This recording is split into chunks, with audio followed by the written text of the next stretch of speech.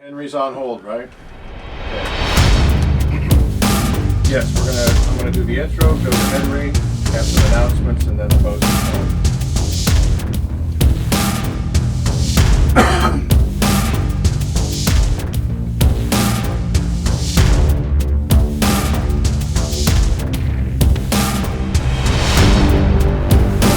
Welcome to another exciting edition of American Warrior Radio, right here on the Talk to Me station. Okay, started over.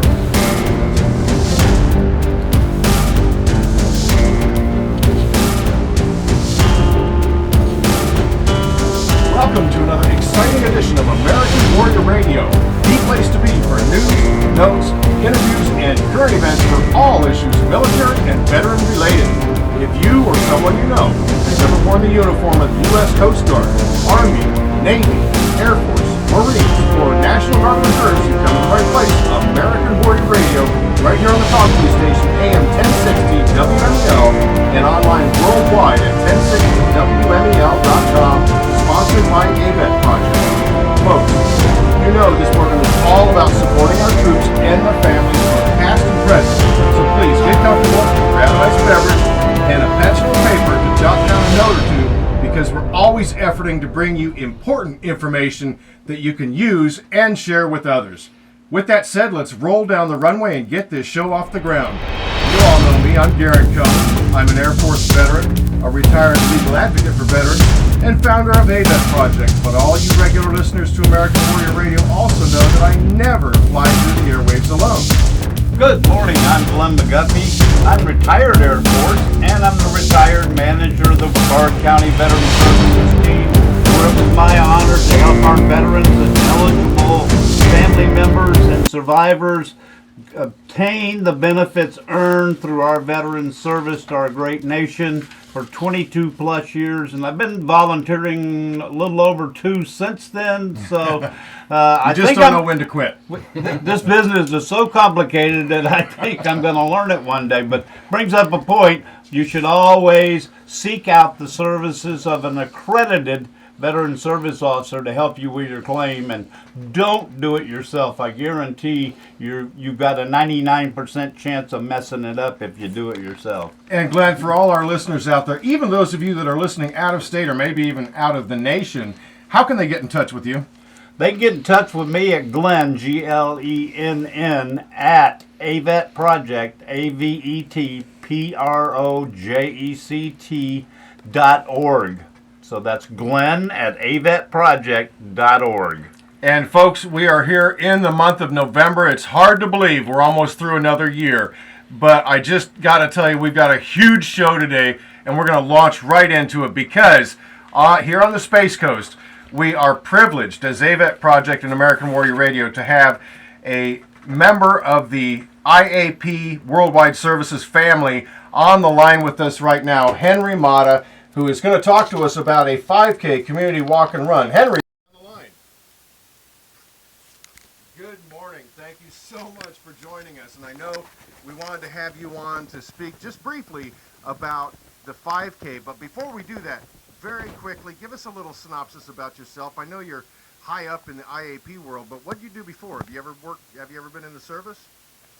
I'm a 6 years Army veteran. Actually, I got out of the service in I went into the service in 1993. Got out in 1999. I pursued a career here at the Space Coast with the Space Shuttle program.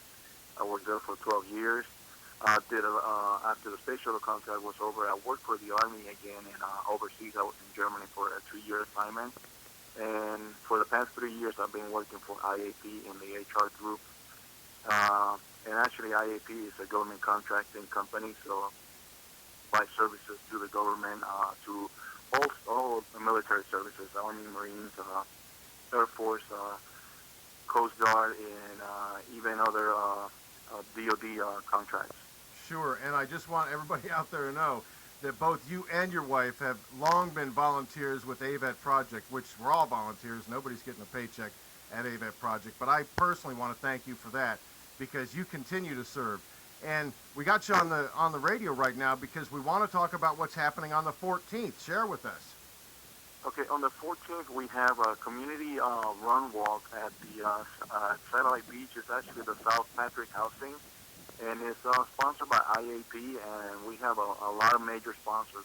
This 5K is benefiting the ABET project, but it's also benefiting the Brevard School Foundation and the United Way of Brevard. So those are three organizations that they have a local presence, but they do have a global impact on their mission. So we actually support those three causes, and we want to invite everybody to participate, not only locally at the event, because even though the event is full with a lot of great things, we also open the race for people all over the world to participate virtually, and they will receive a finisher's medal and the T-shirt. They will receive a packet with for basically participating. It doesn't matter where they are, whether they want to walk it or run it, or they could actually all participate by visiting iapws.com/5K. They will get all the information about the 5K there.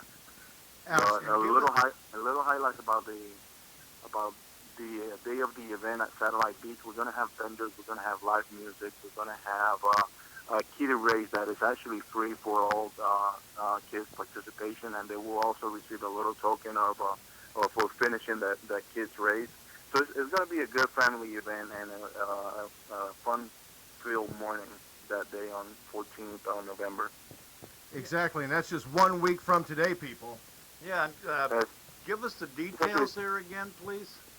The when, where, and what, and all that. Yeah, it's Saturday, November 14th, and it is in Satellite Beach at the South Patrick Housing area. It's Poinsettia Drive, and basically all the information is going to be at www.iapws.com/5K. Excellent. And you mentioned the virtual. Explain that real quick. The virtual is anybody that wants to participate. They will actually have the option on the online application to sign up as a virtual runner. So they finish the race at their own time, whatever they can. I mean, you could even finish it on a treadmill if you want to, or you go on a walk around your neighborhood. And then basically, a few days before the race, we will mail out the electronic bibs. You'll send an email with an electronic bib, and all we need to get from everybody is like basically a picture or something, an acknowledgement that they received at their time, what they did on the race. And we will be mailing out their packages, their participation medals, and T-shirts. We will be mailing out the week of November 16th. Sometime after the race, we're gonna basically gather all the information and send everything back to your home. So it doesn't matter where you are. You could be in the state of Florida. You could be at home. You could be in the moon. And you could do 5K. You could actually participate. For all those lunar participants, yeah.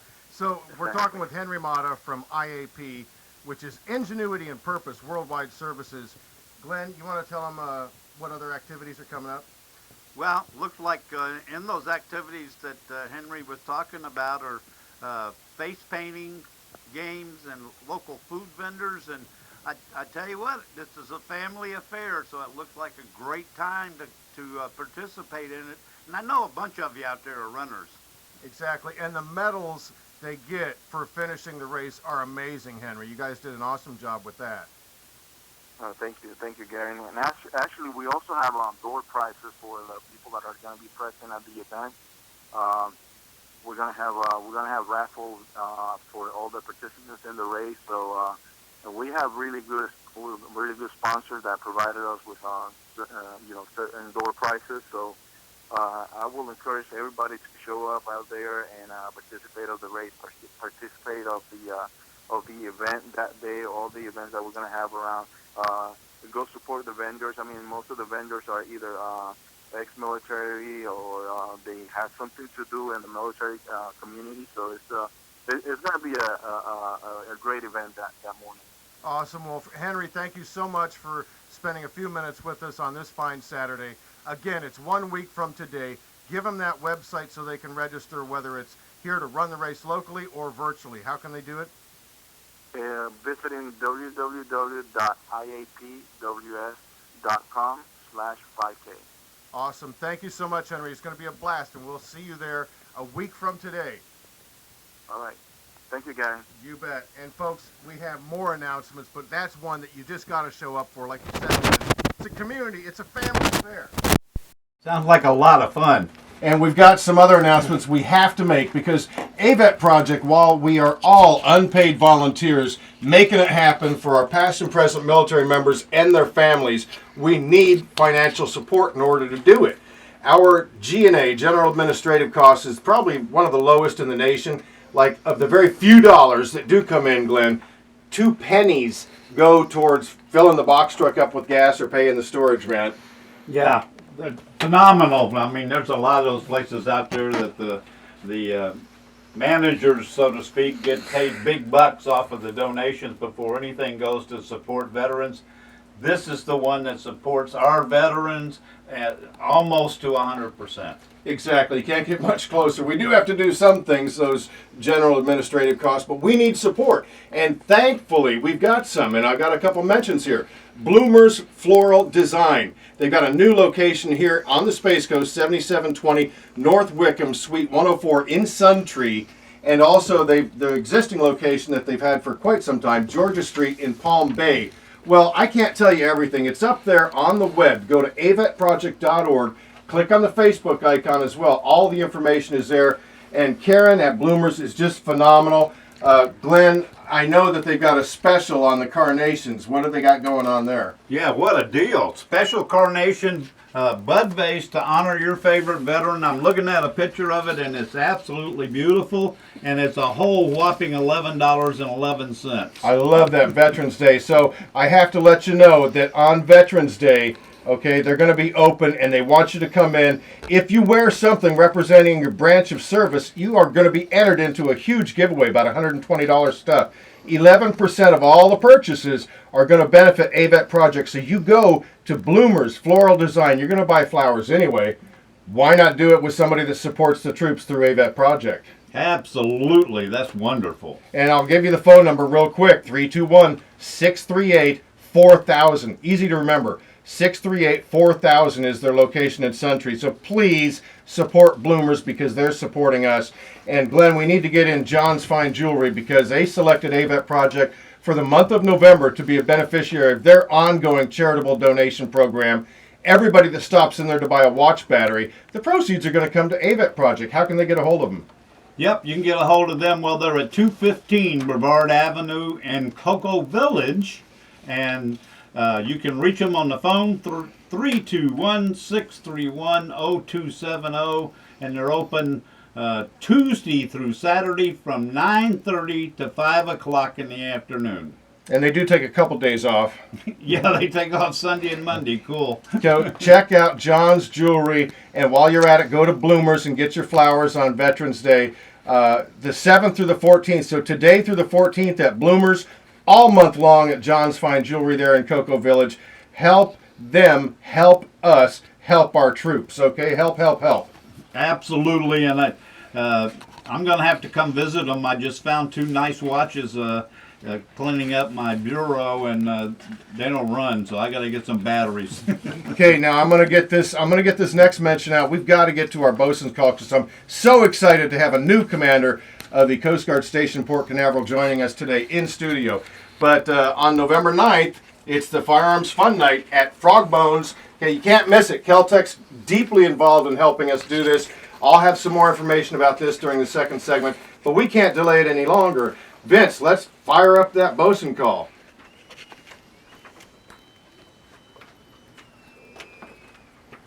Well, we, like I said, are very happy and pleased to have and be honored to have in studio the new commander of the Coast Guard Station Port Canaveral, Chief Latimer. How you doing, sir? I'm doing very good, Darren. Thank you, and I appreciate you having me here. This is a great experience. Well, we're glad that you made it in, and this is your initial or inaugural bosun call. Your predecessors have been joining us for years now, Glenn. Absolutely, and I was telling David before we got going that always finds out something new about what the Coast Guard does and what their mission is that I bet many of our listeners never knew. Yeah. And I'm honored to carry on the torch from B. Perry. Great. Well, and we're glad to have you. Give our audience a little background about yourself. You've been in the Coast Guard a while. Tell us what's going on.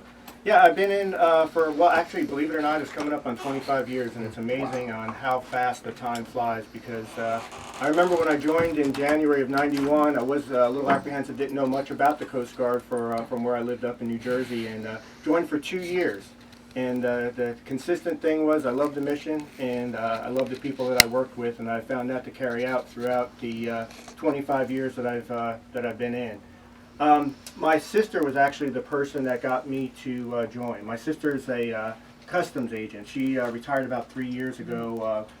When they transferred over now, it was ICE, and then I think her last few years there was Department of Homeland Security, just called DHS. So she worked a lot with the Coast Guard up in New York when they had it back on Governor's Island. They don't have it there any longer, but she was the one that, I was kind of comprehending if I should go into the military. I was considering also law enforcement as well. And she said, well, I work a lot with the Coast Guard in Governor's Island, and maybe that might be something that you're interested in. And I did not know a lot about the missions that the Coast Guard did. And I found that throughout my time when I talk about it, I find that seems to be the consistency with a lot of people not knowing a lot about the Coast Guard. And once I started finding out about all the missions that they did, and that every few years when you transfer, you can try another one of those missions if you want to, that just seemed to be the perfect mix for me, and something that kept me in for these 25 years. I guess so. You found a home. Yeah, absolutely. I found a home, and I'm going to be leaving kicking and screaming when I become mandatory retirement. Well, wow, you look like you're about 21 to me, but Well, thanks, bud. I appreciate it. what would you think has been your most interesting command or deployment or patrol, whichever sticks out? Well, I would say my most interesting assignment was probably I spent a lot of time down in Miami, and one of the things that I have always said is if I want to be assigned somewhere, I want to be assigned someplace where they're very busy, and there's no shortage of Coast Guard work down in Miami. I mean, they don't shut down seasonally like some other places up north. So during the time that I was in the early '90s, there were and it still holds true. There was a lot of missions going on with counter narcotics and migrants and migrant interdiction.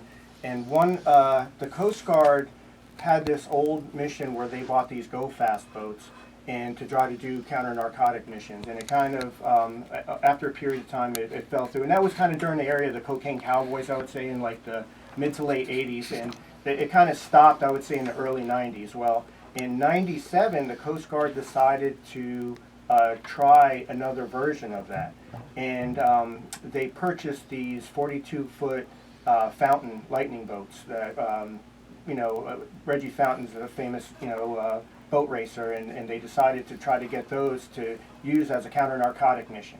And so at the time I was stationed at the Coast Guard station in Miami Beach, and this mission was getting put on through D7 TACLIT, and they do mostly just tactical law enforcement missions. And they called me up and said, hey, would you be interested? And we're going to do 90-day deployments off of Haiti, and then we're going to do deployments in the Bahamas to try to do counter-narcotic missions. So I said, well, let me go talk to my wife first. The boss. I got to get approval before I can do all that. And she said, because it was going to be 90 days and it was volunteer, she said, if that's what you want to do, I support you 100%. And I said, okay, sign me up. So the fun part initially is we actually got the training through Reggie Fountain, the boat racer. We went up to St. Augustine. We had the boats, and we were running them around there, and then we were doing deployments, like I said, down off of Jacmel, Haiti, and we were intercepting boats that was coming up from Colombia or different areas throughout the Caribbean, and doing a lot involved with airdrops as well. We were doing patrols. We were staying in Cay-Sal Bank for a while. We were staying in Cat Cay in the Bahamas, because there were still airdrops that was going on, during that time. And we were doing a lot with that, and very, very exciting mission. Very dynamic, fast moving. But honestly, I'd say one of the most nerve-wracking parts of it was that there, with all the reefs and everything, I mean, we were driving these boats doing about 50 knots through it, and the bad guys are known a little bit more familiar with the area there than what we were, but it was an exciting mission. And just for a visual for us, Sounds to me like you're describing something similar to a cigar